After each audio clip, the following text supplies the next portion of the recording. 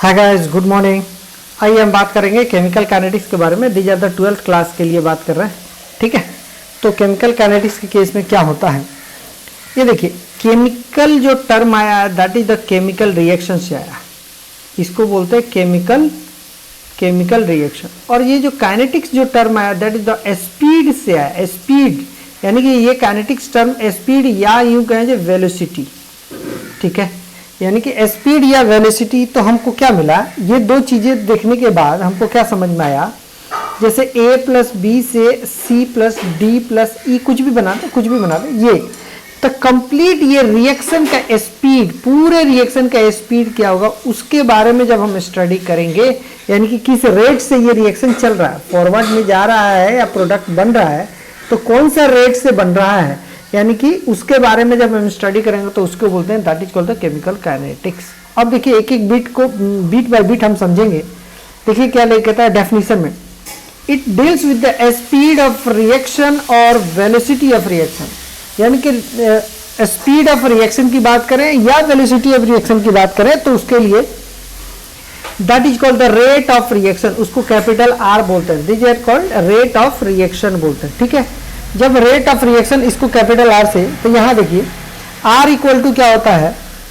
Change in concentration divided by time. भाई change in concentration, क्योंकि जो आपने क्या कहा, जैसे जैसे आपने ए से सपोज डी गए तो धीरे धीरे ये खत्म होगा, ये दीज आर द रिएक्टेंट, ये रिएक्टेंट है आप पहले जानते हैं, और ये प्रोडक्ट है, यानी कि ये जब ए से बी जाएगा तो ये प्रोडक्ट बढ़ेगा तो ये घटेगा, ठीक है, ठीक है। तो चेंज इन कंसंट्रेशन, यानी कि क्या बोलता है, कुछ देर रिएक्शन चला, ए प्लस बी से सी प्लस चला, तो कुछ देर रिएक्शन चला तो ये कंसंट्रेशन जो होता पहले सी नॉट था अभी सी टी है, इसी के बारे में बात कर रहे हैं साहब, हम ये इसके बारे में नहीं कर रहे हैं। हम चेंज इन कंसंट्रेशन बोले तो इसके बारे में, जो हमने जीरो लिया इसके बारे में तो कुछ बात ही नहीं कर रहे हम, इसके बारे में तो सी नॉट माइनस सी टी कर दें और डिवाइडेड बाई टाइम, कितना देर चला तो 10 सेकंड चला, तो कंसंट्रेशन डिवाइडेड बाई टाइम की बात कर रहे हैं, ठीक है। That is called the rate of reaction, that is a concentration change divided by time, तो ये delta C by delta T लिखा हूं, क्योंकि ये 0 से लेकर के 10 सेकंड के चला, तो आप जानते हैं 10 सेकंड इसके बीच के गैप मिला तो डेल्टा टी हो गया, और डेल्टा सी बोले तो पहले सी नॉट था अभी क्या हो गया, सी टी हो गया। तो आप क्या करेंगे, पहले सी नॉट था अब सी टी हो गया, तो चेंज इन क्या करेंगे, डेल्टा टी, यानी कि C naught minus C T कर दीजिएगा, यही से होगा। These are the C for concentration, C और C T for concentration at time T interval पे, ठीक है, ठीक है। ये कंसंट्रेशन टर्म। अब देखिए तीन टाइप का होगा, आप क्या कहेंगे, तीन टाइप का होगा। एक होता है जो ए से बी जाएंगे तो बहुत फास्ट रिएक्शन होगा, यानी कि क्या करेंगे, बहुत फास्ट, यानी कि ए से बी चेंज होने में टाइम ही नहीं लगा, आपको टाइम को मैनेज करने के लिए पता ही नहीं चला कब ए से बी बन गया। दूसरा टाइम हो सकता है जो ए से बी बना तो आराम से बनेगा, 10 सेकंड लेगा, 15 सेकंड लेगा, हाफ एन आवर लेगा, कुछ भी होगा। एक होगा जो ए से बी बनेगा तो पता चलेगा 12 साल लग गया, 12 इयर्स लग गया, या फिर कितना हो गया 6 इयर्स लग गया, यानी कि या फिर कितना हो गया 24 घंटे लगे, कुछ भी, यानी कि बहुत लंबा टाइम हो गया, जिसके वजह से क्या हो जाएगा, आपके पास तीन टर्म आया, यानी कि कंसंट्रेशन चेंज हो रहा है टाइम के साथ, तो तीन टर्म, बहुत तेजी से होगा, मॉडरेट तरीके से होगा और बहुत स्लो होगा। तो देखिए बहुत फास्ट होगा उसके लिए भी आप मैनेज नहीं कर पाएंगे, उसके लिए भी हम लोग रेट निकाल नहीं पाते एग्जैक्ट, और बहुत लेट यानी कि काफी स्लो प्रोसेस होता तो भी हम एग्जैक्ट नहीं निकाल पाते, लेकिन ये मॉडरेट होता तो इसके लिए हम निकाल पाते, और मेनली हमको मॉडरेट ही पढ़ना है, राइट। तो देखिए टाइप ऑफ रिएक्शन में क्या मिलता है, फर्स्ट केस में क्या था, फर्स्ट वाला में ए में कहता है वेरी फास्ट, इसे लिख दीजिएगा, वेरी फास्ट रिएक्शन था, यानी कि delta T equal to very small होगा, यस और नो। ये अगर बहुत फास्ट होगा, यहां देख लीजिए, अगर ये बहुत ज्यादा होना पड़ेगा तो should be delta T should be very less करना पड़ेगा, इनवर्स रिलेशन है, तो वेरी स्मॉल होना चाहिए। आर का वैल्यू, यानी कि जब ये हो जाएगा, अगर वेरी स्मॉल हो जाएगा डेल्टा टी का वैल्यू, तो आर का वैल्यू वेरी हाई हो जाएगा, यस और no. This is the first one. तो इसका क्या एग्जाम्पल होगा भाई, ये देखिए आयनिक रिएक्शन, यानी कि for this type of reaction are जो होता है can not be measured accurately, हम मेजर नहीं कर सकते, ठीक है। सेकंड केस में, स्लो रिएक्शन के केस में देखिए क्या होगा, डेल्टा टी वेरी लार्ज हो जाएगा, यानी कि बहुत ज्यादा, आपने क्या पढ़ा, R equal to delta C by delta T पढ़ा, यानी कि क्या बोलता है, अगर वेरी लार्ज कर दे, ये बहुत ज्यादा कर देते, ये बहुत कम हो जाएगा, तो कहता आर वेरी स्मॉल हो जाए, जिसकी वजह से रस्टिंग ऑफ आयरन, यानी कि पता चला जी छत के ऊपर में रख दिया आपने, आयरन को रख दिया और कह रहे हैं जी कब रस्ट हो रहा है उसके लिए मैं मेजर करूंगा रेट ऑफ रिएक्शन, तो पता चलेगा कि ये काफी टाइम लग गया और उसको एग्जैक्ट नहीं, तो ये लिखा हुआ R can not be measured accurately. 1 second, ठीक है, जो हम दोनों को नहीं पढ़ना, हमको डेफिनेशन वाइज देखना है। रेट ये देखते हैं सी के लिए, बोलते हैं मॉडरेट रिएक्शन। मॉडरेट रिएक्शन में क्या होता है, time period is not too small, बहुत छोटा नहीं होगा, बहुत टू लार्ज नहीं होगा, बहुत छोटा भी नहीं होगा, बहुत बड़ा भी नहीं होगा, यानी कि जब हम आसानी से कैलकुलेट करते हैं, यानी कि rate of reaction can measure accurately, हम माप सकते हैं। जैसे कि H2O2 होता है, H2O प्लस O2 में तोड़ दीजिए, ठीक है, ठीक है। दूसरा लिखा है type of rate of reaction. अब देखिए रेट ऑफ रिएक्शन के बारे में बात कर रहे हैं, तो हमारे पास कितने रेट ऑफ रिएक्शन हो सकते हैं, पहले यहां पे समझ लें। अब देखो यहां पे सपोज दैट ए से आपने बी गए, मैं इसका एग्जांपल न लेकर के एक बहुत छोटा सा एग्जांपल मैंने आपको सिंपल एग्जांपल ले रहा हूं। सपोज दैट आपने बाइक से जा रहे हैं, तो यहाँ पे वेलोसिटी 0 होगा, यहाँ पे वेलोसिटी जाएंगे तो 25 किलोमीटर पर आवर के हिसाब से होगा, yes sir no, per hour. उसके बाद से थोड़ा सा और वेलोसिटी दिखाएंगे तो कहेंगे 60 किलोमीटर पर आवर से होगा, ठीक है। तो यहां तक और यहां से अगर टाइम आपको t = 10 सेकेंड लगा या जो भी टाइम लगा यहां से यहां तक का, तो क्या इसका एवरेज निकाल सकते हैं? जरूर निकाल सकते हैं, इसका एवरेज निकाल सकते हैं, बिकॉज ऑफ दैट कि यहां से चला यहां तक पहुंचा, एक फाइनाइट टाइम है, तो आप एवरेज निकाल लीजिए, ठीक है। यानी कि जहां हमारे पास क्या हो जाएगा, टाइम थोड़ा सा मिल जाएगा। एक होता इंस्टेंटेनियस, एक इंस्टेंटेनियस के केस में क्या होता है बोलिए, जब इंस्टेंटेनियस बोलेंगे तो सपोज दैट आपने बाइक को लेकर के मूव तो किया, आपके पास में आगे जाकर के कुछ ब्रेकर मिले, मैं मान लेता हूं कुछ कोई ब्रेकर मिले या कोई चीजें क्या बोलते हैं आपको टर्निंग मिल जाए, तो टर्निंग मिले तो गाड़ी को तो स्लो करना पड़ेगा ना, टर्निंग मिल जाए गाड़ी को स्लो करना पड़ेगा ना,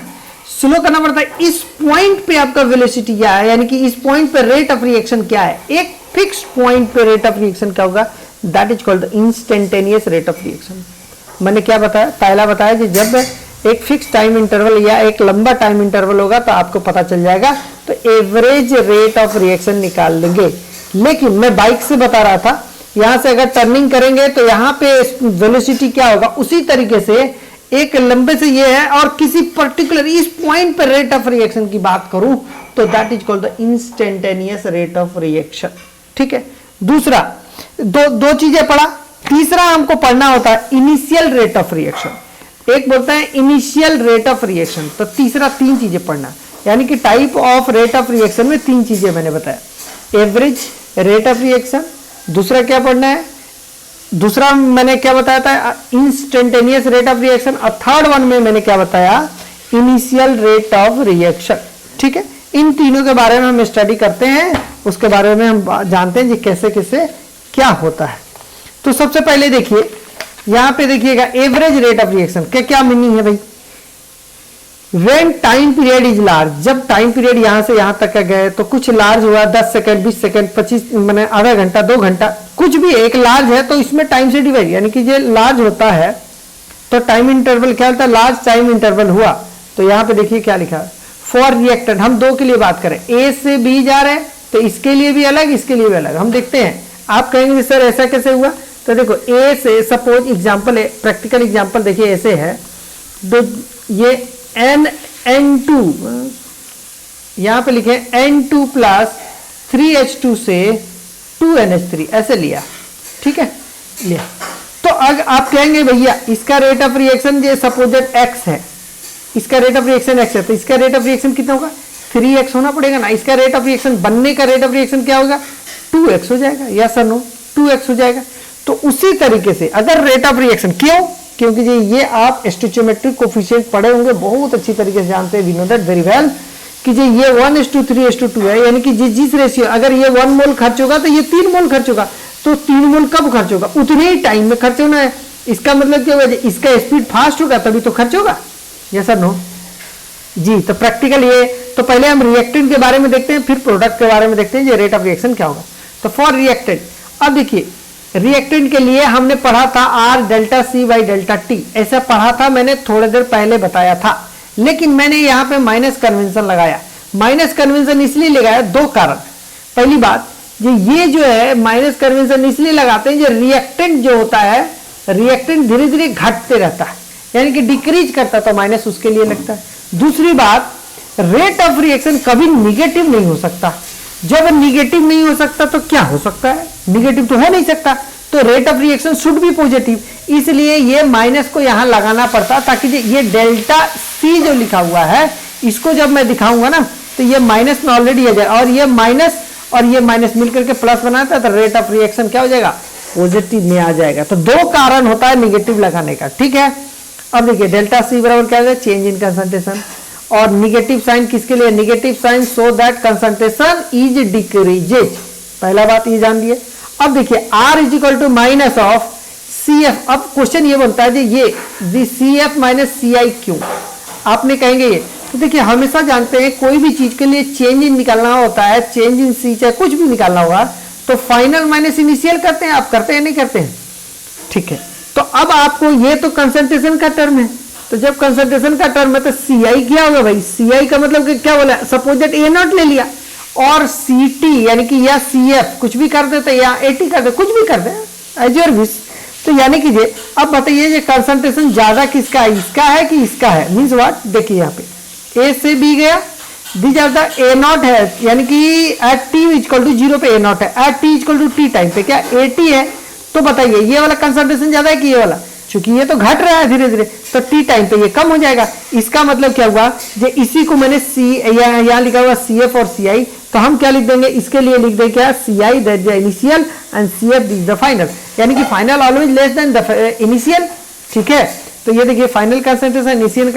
कंसंट्रेशन, और इसी को मैंने लिखा है and that is equal to delta सी,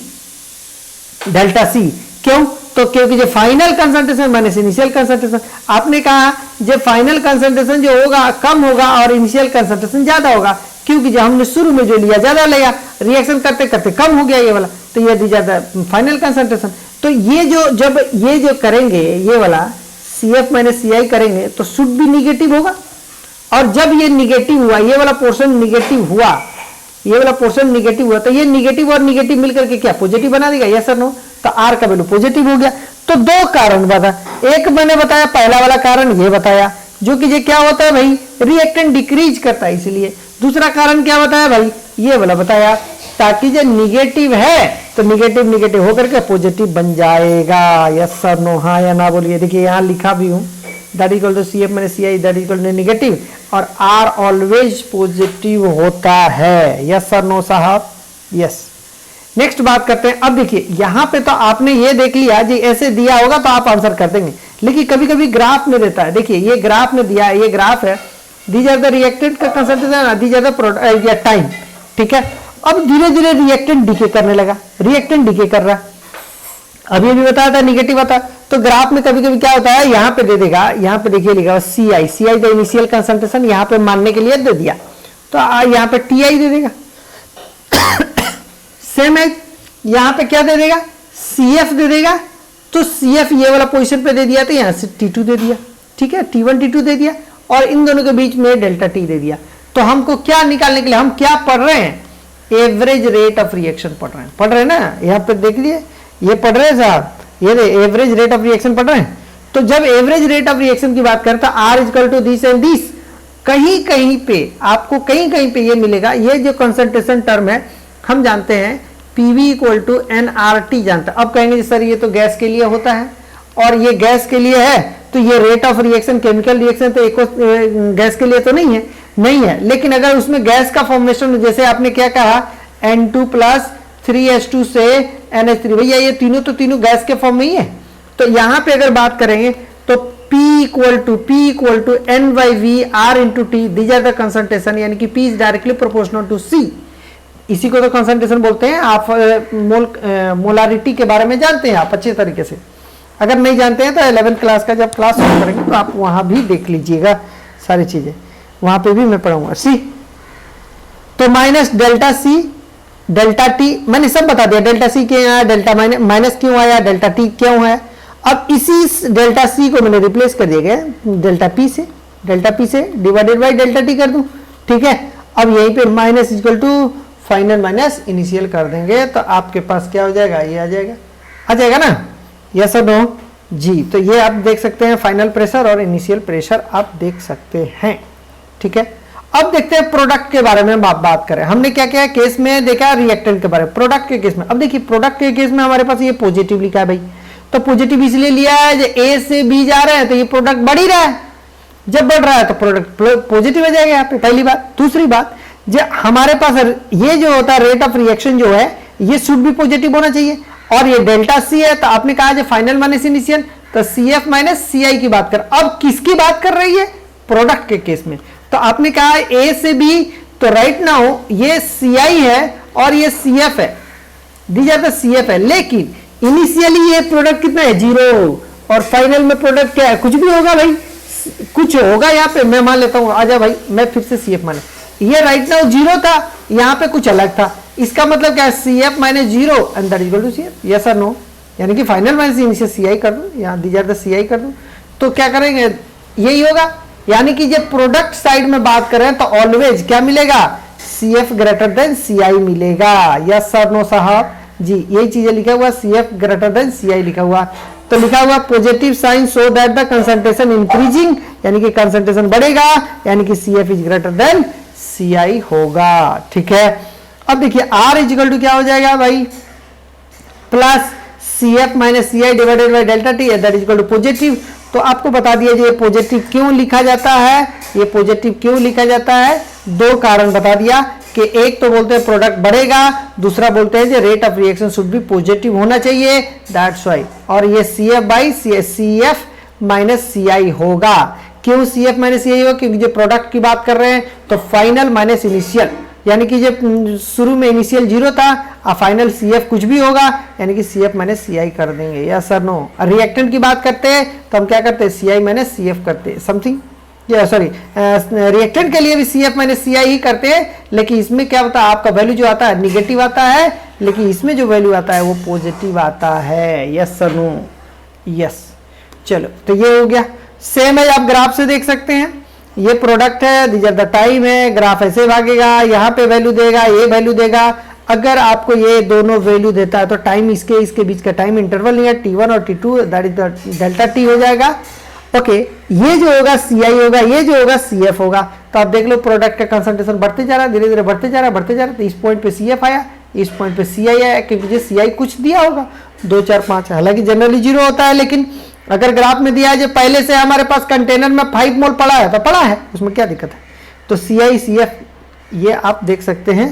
और that is equal to R is equal to क्या, delta R by delta T होगा, यस सर नो साहब, यस। नेक्स्ट बात करेंगे इंस्टेंटेनियस के लिए बात करेंगे, ये नेक्स्ट क्लास में बात करेंगे, ठीक है। ठीक है, चलिए अगर वीडियो आपको पसंद पड़ा हो तो प्लीज आप लाइक करेंगे, सब्सक्राइब करेंगे, उन बच्चों तक जरूर शेयर कर दीजिए जिन्हें इसे रिक्वायरमेंट है, ठीक है। चले, okay, thank you so much.